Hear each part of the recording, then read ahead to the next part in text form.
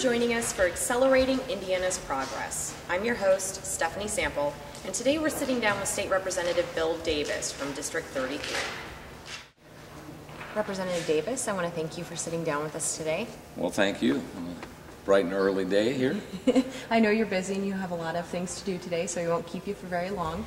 So we're nearing the halfway point of the 2009 legislative session. How would you characterize the pace and some of the bigger issues?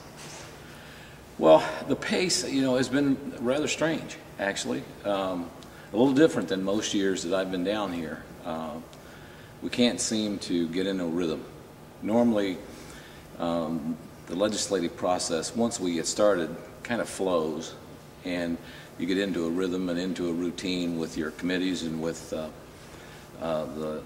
legislative sessions, and we're working on the number of bills that we need to each day to get to the halfway point, so when we send our bills over to the Senate and they send theirs over here, we're ready to start over. This year, we got off to a really slow start for a number of reasons. The inauguration of President Obama, Martin Luther King's birthday, one thing and another just kind of got us off to a slow start. And then, as always in a budget year, the budget takes up a good part of what goes on in the House in the first half of the session, and especially for those of us that sit on Ways and Means, it takes up a lot of time. And a little different this year because we always do a biannual budget, and for whatever reason this year, Chairman Crawford has decided that we're going to do 3 separate budgets, and they will be one-year budgets, which begs the question then next year, are we going to have another long session, or are we going to have the normal short session that the law calls for? So it's been a little different. We're starting to get caught up now, and as you know, we're coming to the end of the period of time when we need to send our bills over to the Senate for their consideration. So it looks to me like there's going to be a lot of late nights here in the last week. But we'll get through it, and I hope that in the second half, as the Senate bills come over here, we can get back into our natural rhythm, which allows for better use of our time and allows representatives to spend more time looking at the bills and making sure we understand what's in them. Now, you mentioned the House Ways and Means Committee on which you serve. Yes. Now, first of all, can you explain the logic behind the single-year budgets and also how you prioritize issues? Well, I can't explain it.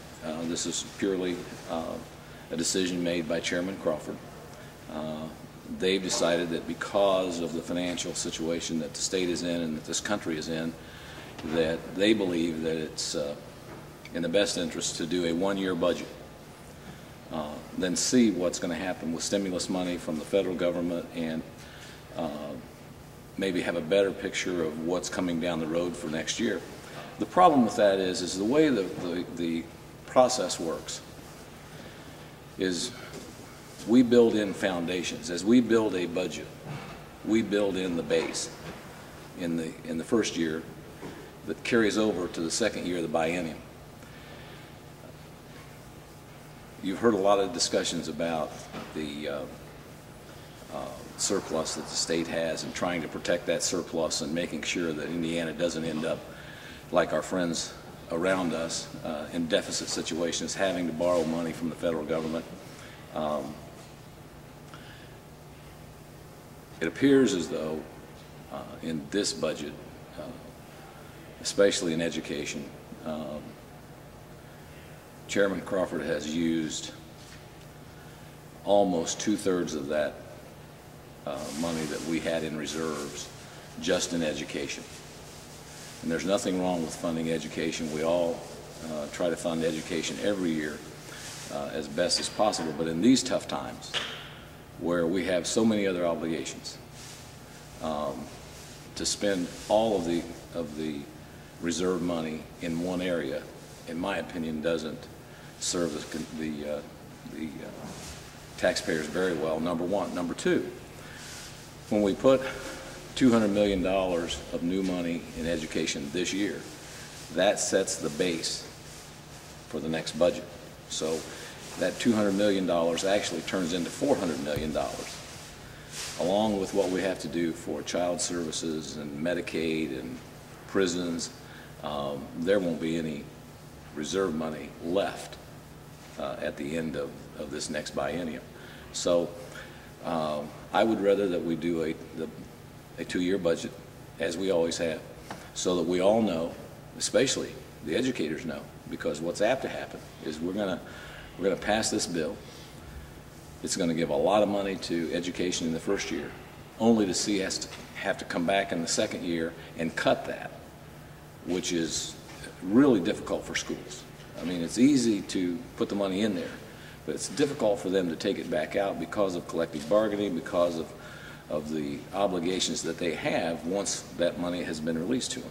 So a little different, not something I think that we would have chosen. It's what Chairman Crawford chose to do, and we'll deal with it the best we can. So a balanced budget, is it even in the forecast right now? I don't hear anyone talking about a balanced budget except the Republican caucus.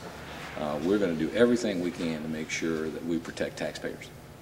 That's not only in balancing the budget, that's also in capping property taxes like we said we would. That's also in making sure that if there are ever excesses, that we're going to give that money back automatically to taxpayers where it came from and not use it for things that we think are best. Taxpayers know better how to spend their money than we do. Okay, let's move beyond the budget. What are some other big issues? Well, there are a number of issues, although it's hard to get away from money issues in this environment. Big bill, House Bill 1656 came through roads that I also sat on. This is a bill that is making an effort to give additional funding to local communities, counties, cities, and towns across the state who desperately need help in their infrastructure without waiting for the federal government's stimulus, which will be spotty. Not every community in the state of Indiana will see stimulus money. While the state may get some, and there may be some on special projects, not everyone will receive stimulus money. House Bill 1656 originally, as it came through Roads and Transportation, rearranged all of the major MOVE projects with the proceeds coming from the toll road, basically stripped the projects, stripped the funds, and sent them other places.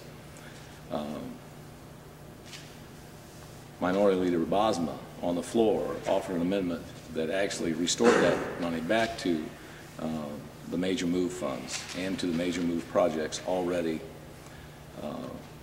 established, projects that we've needed in Indiana for the last 20 or 30 years that we promised and never did, are back in this bill, along with additional money that comes from two places. $250 million from NDOT, from the NDOT funds, and $250 million from the stimulus package that we think is coming from the federal government, that will go directly to cities and towns and counties through the MVH fund and the local road and street fund. So everybody's going to be able to participate in improving their infrastructure. Okay. So you've talked a lot about the stimulus, and it seems like that really is the key that people are using to make this budget work and create jobs. Well, we have tried to steer away from making the stimulus package, however it comes to Indiana, a part of the budget or shoring up the budget or for projects that are other than special one-time projects. What we've got to be really careful of is that we don't build something into programs that we can't afford once the stimulus is gone.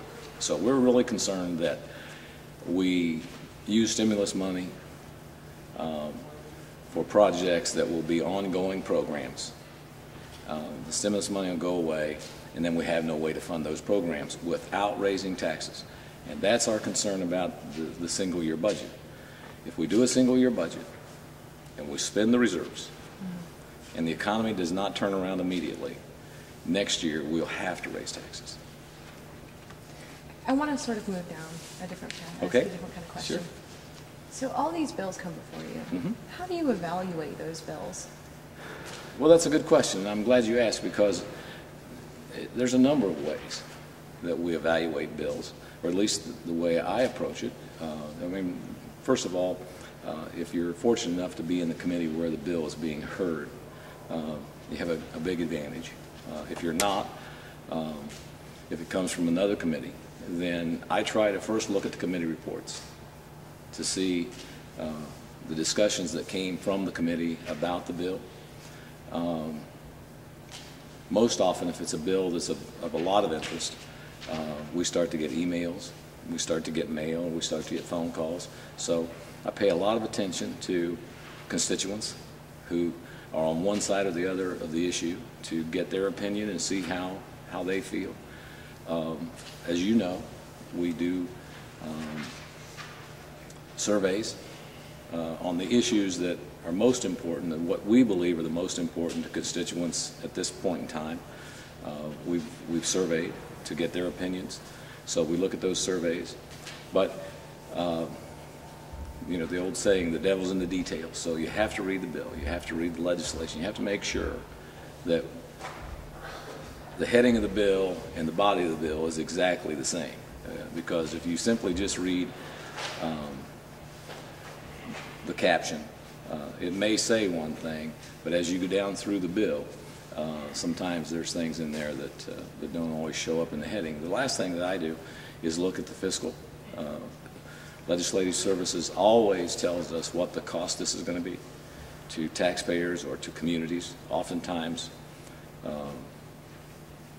because it doesn't have a fiscal to the state of Indiana, people think that's okay. The fact is we as state legislators often send unfunded mandates back to communities that they have no way to pay for either. But because that's their problem, the bills get passed. And I'm very cautious to make sure that when that's going to happen, that I'm in contact with my mayors and with county commissioners and those folks that are going to have to pay those bills to see how they're going to be able to fund the projects that we're sending to them. How are people staying in contact with you, Representative? A lot of the contact for me, because I live in a rural area, actually is person to person. As I'm home on the weekends or when we have our legislative updates, people come out and let us know, you know, how they feel about certain issues. Obviously, computers and email have become invaluable. I mean, it's instant. As people hear about these things, either through news broadcasts or in the newspaper, they can immediately contact us, and it's been a huge help. We can actually get email right on the House floor. As you know, we all have laptop computers in the House on the floor, and so it's almost instantaneous, which is really a good way to contact us. Well, I want to thank you for being here today. I know you've got a lot of things to do. We are going to run all of your contact information at the end of this segment, and we hope that you will come and sit down with us again. Well, I appreciate the opportunity to be able to talk to our folks and let them know what's going on at the State House and remind them to contact us because we really need their input.